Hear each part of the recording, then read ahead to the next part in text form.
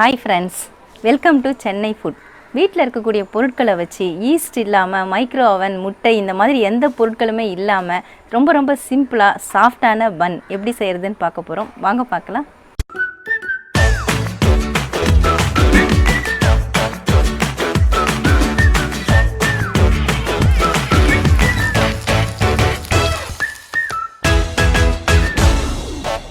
East oven இது மாதிரி எந்த பொருளுமே இல்லாமல் ரொம்பவே சாஃப்டான பன்னு தாங்க செய்ய போகிறோம். அந்த பன்னு செய்யறதுக்காக ஒரு மிக்சிங் பவுல் எடுத்துக்கோங்க. 1/4 கப் அளவுக்கு நான் தயிர் எடுத்திருக்கேன், அது இதில் சேர்த்துக்கலாம். நம்ம முட்டை சேர்க்கல, அதனால தான் தயிர் சேர்க்குறோம். 1/4 கப் அளவுக்கு பால், காய்ச்சாத பால் தான் நான் சேர்க்குறேன், அதையும் சேர்த்துக்கிறேன். 3 டேபிள் ஸ்பூன் அளவுக்கு சர்க்கரை, அதையும் சேர்த்துக்கலாம். இதை நல்லா மிக்ஸ் பண்ணி விட்டுக்கலாம். தயிர், பால், சர்க்கரை எல்லாமே சேர்த்து நல்லா கலந்தாச்சுங்க. சர்க்கரை கரையிற அளவுக்கு நல்லா மிக்ஸ் பண்ணிட்டா போதும். இப்போ நம்ம பேக்கிங் பவுடர், பேக்கிங் சோடா சேர்த்து விட்டுக்கலாம்.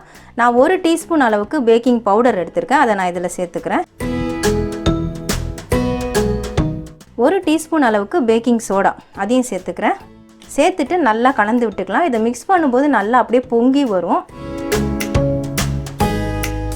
பாருங்கள், நல்லா க்ரீமியாக அப்படியே பொங்கி வருது பாருங்கள், எப்படி இருக்குது பாருங்கள், நல்லா க்ரீமியாக இருக்குது. இது நல்லா மிக்ஸ் பண்ணி விட்டுக்கலாம்.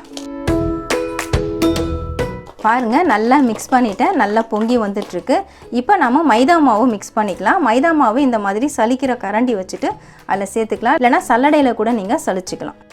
நான் 1.5 கப் அளவுக்கு மைதா மாவு எடுத்திருக்கேன். எந்த கப்பில் பால் தயிரெலாம் எடுத்தனோ அதே கப்பில் தான் நான் மைதா மாவும் எடுத்திருக்கேன். எல்லாமே ஒரே அளவு உள்ள கப்பில் மெஷர் பண்ணிக்கோங்க, அளவுகள் கரெக்டாக இருக்கும்.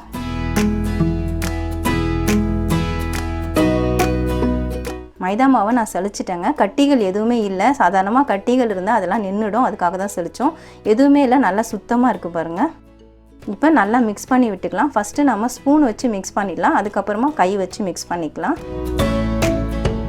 இதில் தண்ணிலாம் எதுவுமே சேர்க்க வேண்டிய அவசியம் கிடையாதுங்க. ரொம்ப மாவு உங்களுக்கு இறுக்கமாக இருந்துச்சுன்னா மட்டும் கொஞ்சமாக பால் தெளித்து விட்டுக்கலாம். இப்போ நான் கையில் வச்சு பிசைஞ்சு காட்டுறேன். கை வச்சு பிசைகிறதுக்கு முன்னாடி கொஞ்சமாக எண்ணெய் சேர்த்து விட்டுட்டு பிசையுங்க.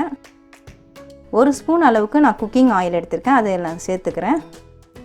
மாவு நல்லா பிசுன்னு கையில் ஒட்டணும், அந்த அளவுக்கு லூஸாக இருக்கணும், ரொம்ப டைட்டாக இருக்கக்கூடாது. பாருங்கள், இந்த மாதிரி கையில் ஒட்டணும். இந்த அளவுக்கு உங்களுக்கு லூஸாக இல்லை, ரொம்ப டைட்டாக இருந்ததுன்னா பால் தெளிச்சுக்கோங்க. இந்த கன்சிஸ்டன்சி இருந்தால் நீங்கள் எதுவுமே செய்ய வேண்டாம். ஏன்னா இந்த சேர்த்த பால் தயிரை தவிர வேறு எதுவுமே எக்ஸ்ட்ரா சேர்க்கலை. பாருங்கள், நல்லா மிக்ஸ் பண்ணி விட்டாச்சு. இப்போ இதை நம்ம பூரி கட்டைக்கு மாற்றிக்கலாம். சப்பாத்திலாம் திரட்டக்கூடிய கட்டை தான் நான் எடுத்திருக்கேன். சப்பாத்தி கட்டையில் கொஞ்சமாக ஆயில் சேர்த்து விட்டுக்கலாம். சேர்த்துட்டு இந்த மாவு எடுத்து அதில் வச்சுட்டு நல்லா கொஞ்சம் பிசைஞ்சு விட்டுக்கலாம்.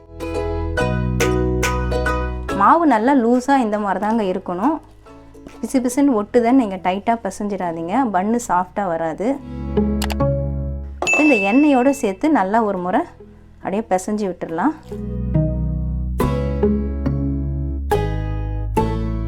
மாவு ஒரு முறை எண்ணெய் போட்டு இந்த மாதிரி நல்லா அப்படி பிசைஞ்சு விட்டுக்கோங்க. விட்டதுக்கப்புறமா இதை நாம் 4ஆக கட் பண்ணிக்கலாம். கட் பண்ணிவிட்டு இதை தனியாக எடுத்து வச்சுக்கோங்க. இந்த பீஸையும் நம்ம தனியாக வச்சிடலாம். இதை 2ஆக கட் பண்ணணும், அதே மாதிரி இதையும் 2ஆக கட் பண்ணணும். இதை நம்ம 4 பார்ட்டாக பிரிச்சுக்கிறோம்.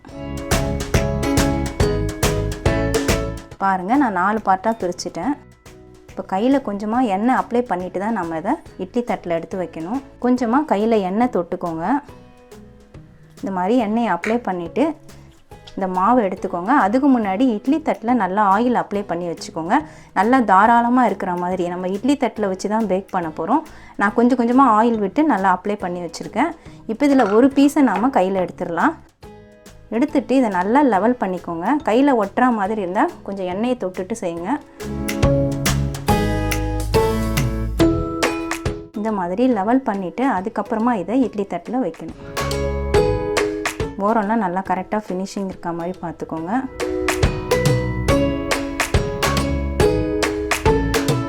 இதே மாதிரி தான் எல்லா பீஸையும் நம்ம ரெடி பண்ணி வைக்கணும்.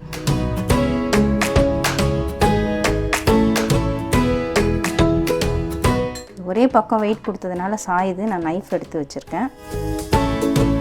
ஃபஸ்ட்டு ஊற்றினா அந்த பால் தயிர் தாங்க சேர்த்தேன், அதுக்கே மாவு நமக்கு இந்த அளவுக்கு லூஸாக கிடச்சிருக்குது. பன்னு மாவை பொறுத்த வரைக்கும் நல்லா லூஸாக தான் இருக்கணும். மேலே நல்லா வழுவழுன்னு இருக்க மாதிரி ஃபினிஷிங் கொடுத்துட்டு செட் பண்ணிக்கோங்க.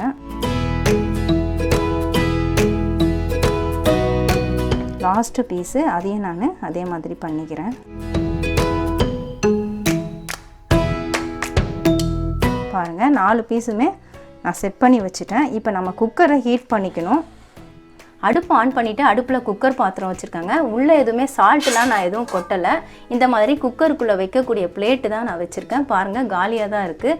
நீங்கள் குக்கர் பாத்திரம் தான் யூஸ் பண்ணணும்னு இல்லை, உங்கள் கிட்டே இருக்கக்கூடிய கடாய் இல்லை நான்ஸ்டிக் பேனு இந்த மாதிரி இருக்கக்கூடிய பாத்திரங்களை கூட நீங்கள் பயன்படுத்திக்கலாம். இதை நாம் ஒரு 2 நிமிஷம் ஹீட் பண்ணிக்கணும். ஹை ஃப்ளேமில் வச்சுட்டு 2 நிமிஷம் மூடி போட்டு விட்டுடலாம். நான் சாதாரண மூடி தான் போட்டு மூடுறேன். குக்கர் மூடி யூஸ் பண்ணலை, பாத்திரம் மட்டும்தான் குக்கர் பாத்திரம் யூஸ் பண்ணுறேன். இப்போ பார்த்தீங்கன்னா பாருங்கள் பன்னு நம்ம ரெடி பண்ணி வச்சுட்டோம். பன்னுக்கான பேட்டர் ரெடி ஆகிடுச்சு. இதில் கலர் வரத்துக்காக மேலே லைட்டாக நம்ம பால் அப்ளை பண்ணிக்கலாம். இந்த மாதிரி பாலை தொட்டுட்டு லைட்டாக மேலே மட்டும் டச் பண்ணி விட்டுக்கோங்க.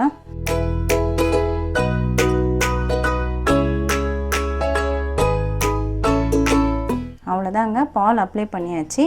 இப்போ இந்த பிளேட்டை நம்ம குக்கருக்குள்ளே வச்சிடலாம். இவ்வளோ நேரம் நான் ஹை ஃப்ளேமில் வச்சு குக்கரை நல்லா ஹீட் பண்ணிட்டேங்க. நல்லாவே சூடாகிடுச்சு. இப்போ நான் மூடியை திறந்துட்டு இந்த பிளேட்டை இது உள்ளே வச்சுட்றேன். இந்த இட்லி பிளேட்லேயே கீழே வந்து குமிழ் மாதிரி வரதுனால நான் அப்படியே வச்சுட்டேன். சப்போஸ் உங்களுக்கு ஹைட்டு கம்மியாக இருந்தால் ஒரு சின்ன கிண்ணத்தை நீங்கள் கவுத்து போட்டுட்டு வச்சுக்கலாம். அடுப்பு மீடியம் ஃப்ளேமுக்கும் கொஞ்சம் குறைவாக வச்சுக்கோங்க. வச்சுட்டு 15 நிமிஷத்துலேருந்து 20 நிமிஷம் வரைக்கும் வேக விடலாம். மேலே நான் நல்லா தம் போடுறதுக்காக ஒரு வெயிட்டுக்காக கல் வைக்க போகிறேன். இந்த இடிக்கிற கல் தான் நான் வைக்கிறேன்.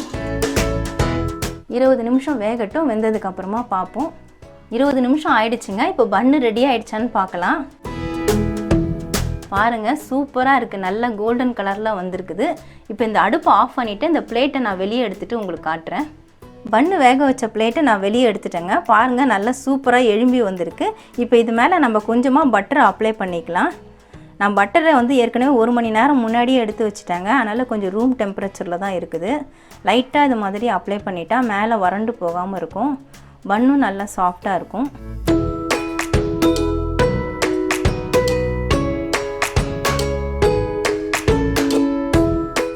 பாருங்கள் நான் பட்டரை அப்ளை பண்ணிட்டேன். இப்போ துணி போட்டு கொஞ்ச நேரம் ஒரு 5 நிமிஷம் நம்ம மூடி வச்சிடணும். இந்த மாதிரி காட்டன் துணி போட்டுட்டு நல்லா கவர் பண்ணி விட்டுடுங்க ஒரு 5 நிமிஷம். 5 நிமிஷம் கழித்து பார்க்கலாம். அவ்வளவுதாங்க, வீட்டில் இருக்கக்கூடிய பொருட்களை வச்சு ரொம்ப ஈஸியாக சாஃப்டான பன்னு ரெடி பண்ணிட்டோம். இப்படி லைட்டாக நம்ம தள்ளினாலே தட்டிலேருந்து கழண்டு வந்துடும். அது பாருங்கள் அப்படியே ஈஸியாக எடுக்க வருது ஒரு பன்னும். ரொம்பவே சாஃப்டாக இருக்குதுங்க, நல்லா சாஃப்டாக இருக்குது. பாருங்கள் நம்ம ஈஸ்ட் எதுவுமே யூஸ் பண்ணலை, அவ்வளவு சாஃப்டாக இருக்குது. உங்களுக்கு நான் பிச்சே காட்டுறேன். பாருங்கள் எவ்வளவு சாஃப்டாக இருக்குது. இதே மாதிரி வீட்டில் இருக்கிற பொருட்களை வச்சு நம்ம பன்னு சாப்பிடணும்னு ஆசைப்பட்டால் சட்டுன்னு ரெடி பண்ணி சாப்பிட்றலாங்க. ரொம்பவே டேஸ்ட்டாக இருக்கும். ஈஸ்ட் இல்லாமலே இந்த பன்னு ரெடி பண்ணியிருக்கோம். மைக்ரோ ஓவனும் நம்ம யூஸ் பண்ணலை. வீட்டில் இருக்கிற பொருட்களை வச்சு ரொம்ப சிம்பிளாக நம்ம ரெடி பண்ணியிருக்கோம்.